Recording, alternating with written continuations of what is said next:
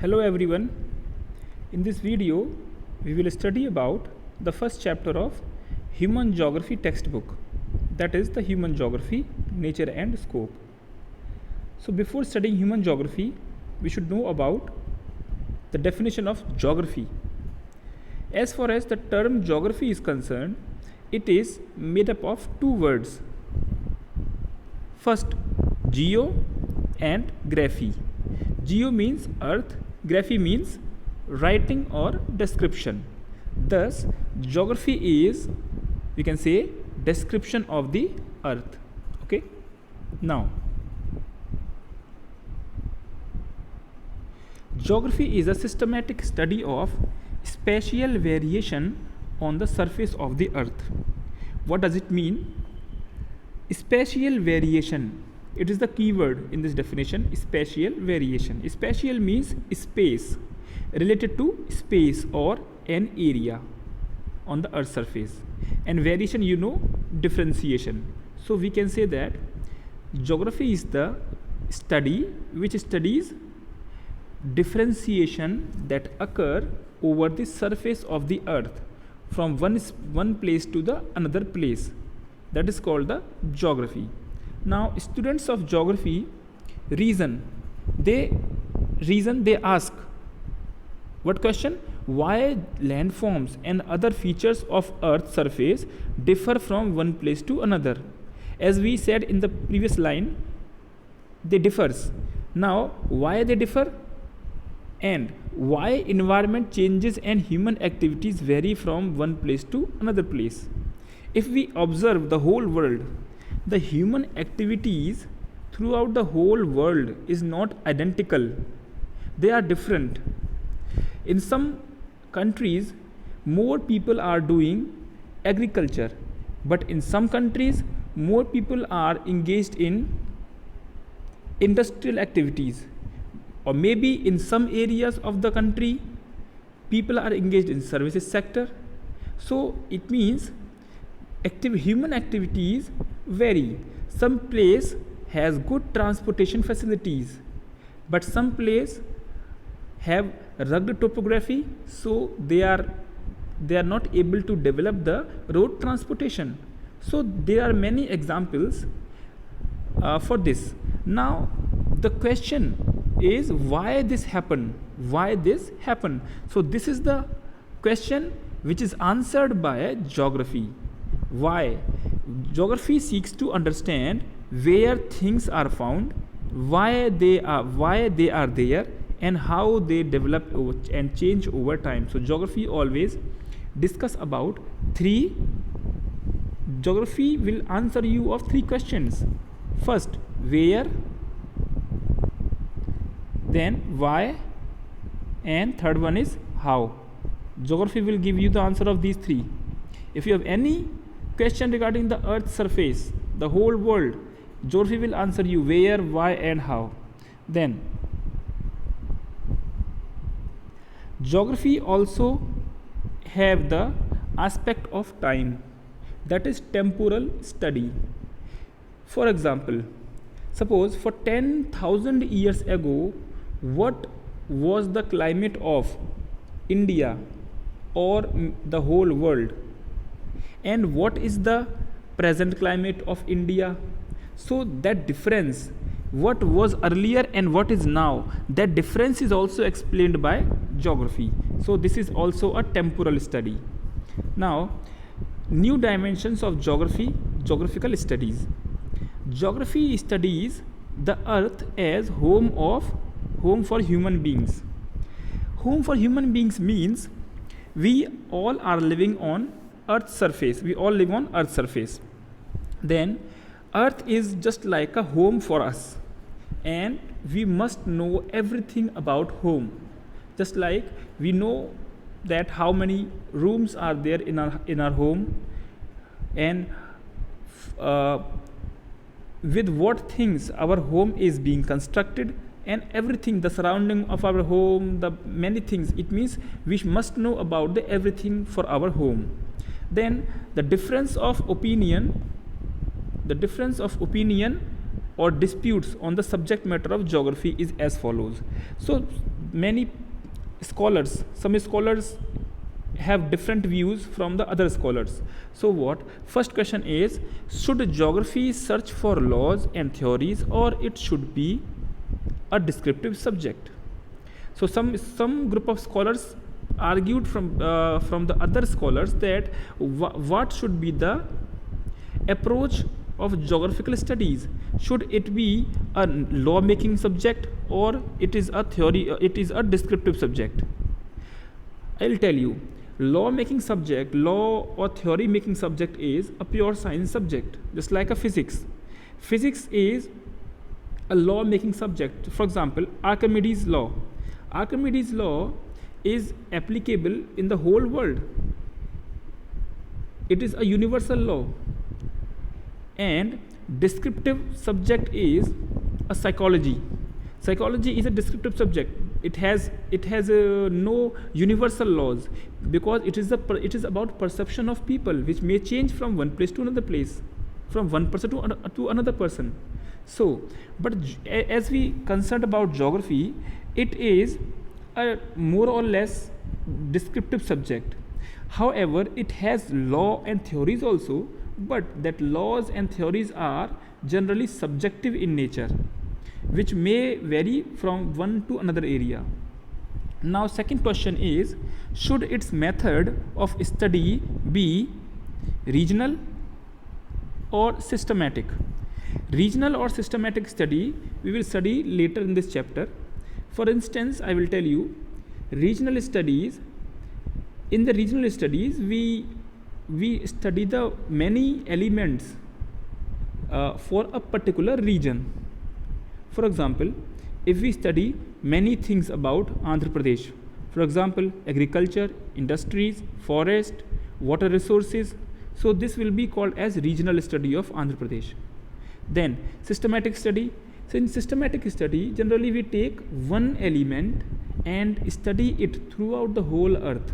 For example, if we study the rainfall pattern of the whole world in the month of July, so that will be called as the systematic study, because we are including whole world and taking one element, rainfall.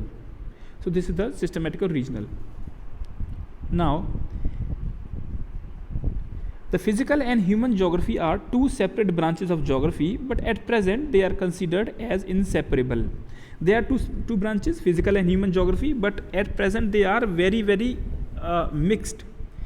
Human geography cannot be studied without physical geography, and physical geography cannot be studied without the knowledge of human geography, because all the physical phenomena over the earth's surface are for the human beings. That's why they are inseparable. Now come to the definition of human geography. Human geography studies the interrelationship of physical environment and socio-cultural environment created by human by interacting with the physical environment with the help of its technology. So there are many sentences in this definition. We will study. Human geography studies the interrelationship of physical environment and socio-cultural environment. So what is socio-cultural environment? Socio-cultural environment is a human environment, an environment which is created by human, an environment which includes the things that is made by human. Socio-cultural environment, that is, we can say agriculture. Agriculture is done by the human, is not a natural phenomena. Then industries made by human. Transportation, that is also human. Dams and human culture, festivals, all these things are socio-cultural elements. So, and the physical environment, you all know the physical things, the natural things which are made by the nature. Rivers, mountains, oceans, land, soil, etc. So human geography studies what? Interrelationship. This interrelationship between the two environments, physical environment and human environment. How this happen?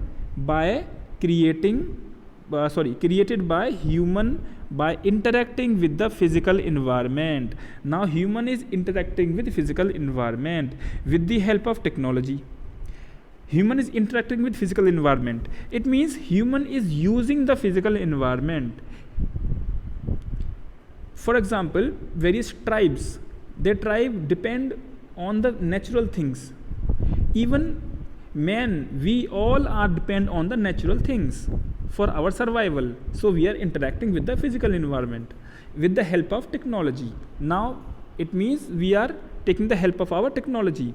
For example, we need water. Then how we taking the water from the earth surface? By pumping up from the groundwater to the surface. From ground we pump up the water to the surface by using technology. Okay, pumping sets. Then we use food. I mean, we use wood by cutting the wood from the forest. We have many advanced machines. So it means there are many examples. For example, agriculture, we are using soil by various means of machines, tractors, and we are cultivating the field. Now there was a great scholar, E.C. Semple, famous geographer. She said, human geography is a study of changing relationship between the unresting man and the unstable earth.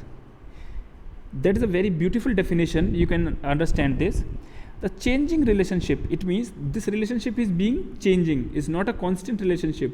From person to person it changes, from place to place it changes. Okay, then between the unresting man, man means man never stops, man has no rest, man is keep on working. Its wishes increase, and the unstable earth, and earth is also unstable.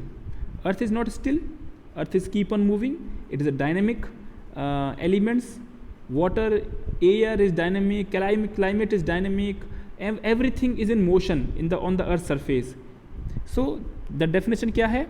Changing relationship between unresting man and the unstable earth.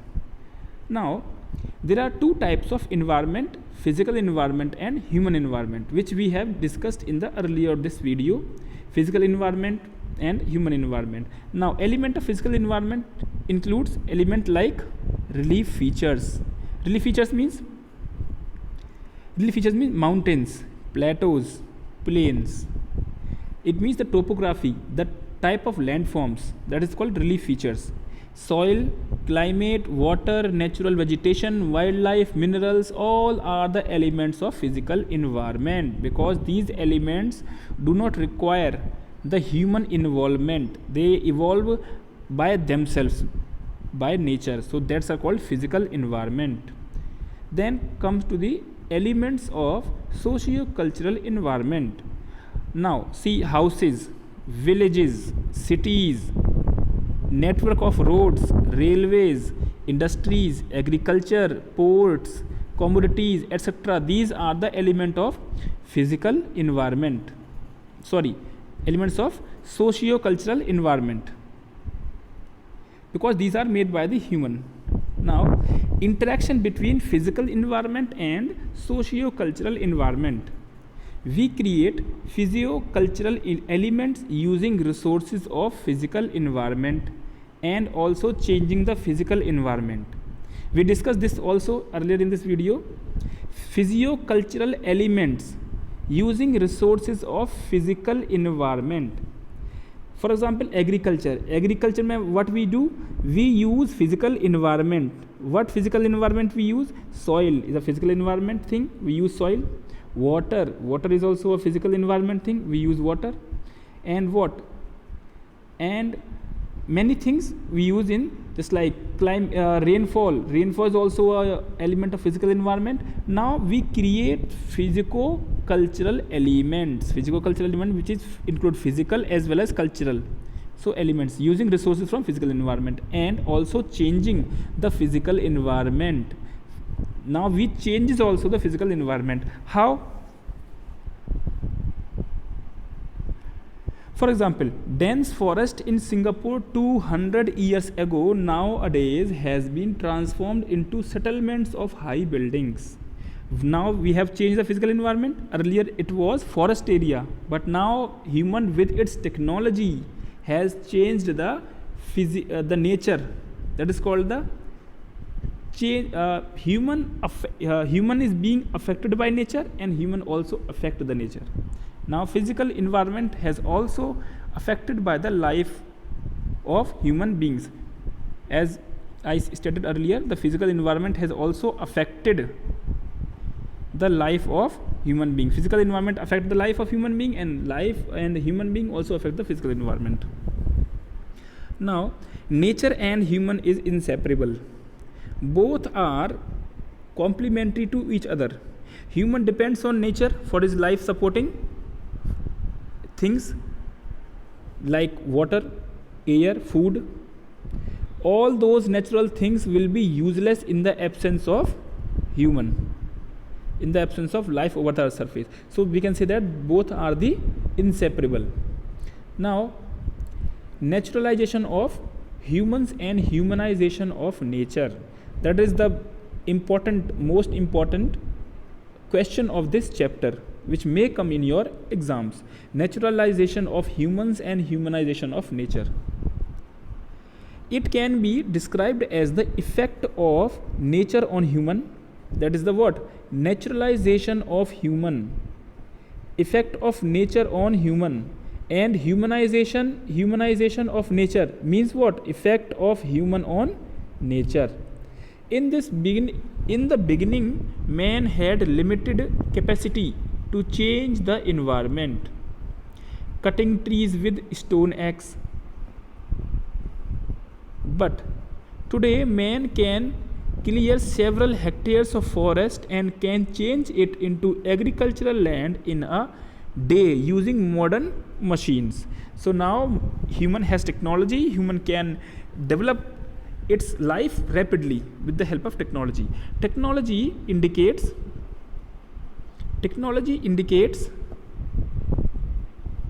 the level of cultural development of a community. It means what?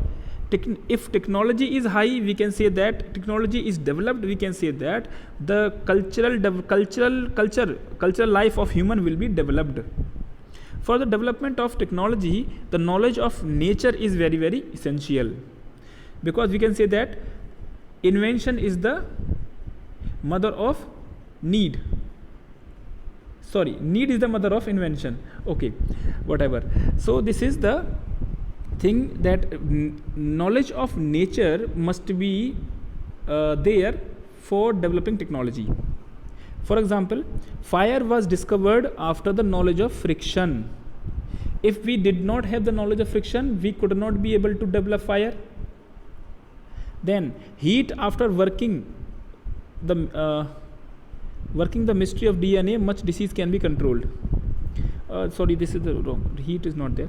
After working the mystery of DNA, much disease can be controlled. Third, man can control nature to some extent with the help of technology. So this is the importance of technology. This question is important. Like they may give a statement in exams. Knowledge of nature is essential for developing technology. Give suitable examples. So you have to write these 3 examples for the exam. Now next topic is determinism and possibilism, which we will discuss in next video. Thank you so much for this video.